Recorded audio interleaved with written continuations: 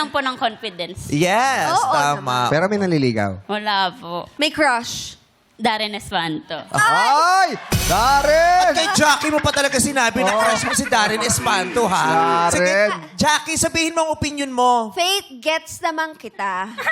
Kung bakit mo... Salamat. Oo, gets naman kita, Faith. Ano bang ikinaka-crush mo kay Pero Darren? namewang ka talaga kay Oo. Faith. Faith talaga. Hindi. Bakit crush mo si Darren? Siyempre po, napaka-talented tsaka napaka-gwapo. Siyempre, Darren yan eh. Puli. Nakita mo na ba yung talent ni Ryan Bang? Oh. Oh, Di ba wala masyado? madami yan. Ha? Meron Pakita mo nga ng talent mo, Ryan. Tulo laway. Oh, nakakapagpaligo yan sa pamamagitan ng pagkasalita. Yes! Si Ryan Bang, siya lang kilala kong taong hindi nakakaubos ng pabango kahit 3 years.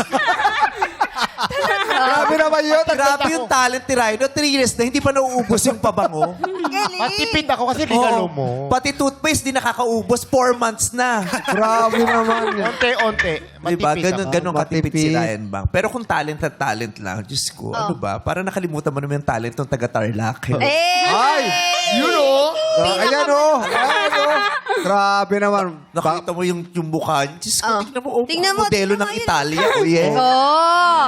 Oo, kaya ka na in love, di ba? Ano, ha? Kaya ka na in love, di ba? Crush lang.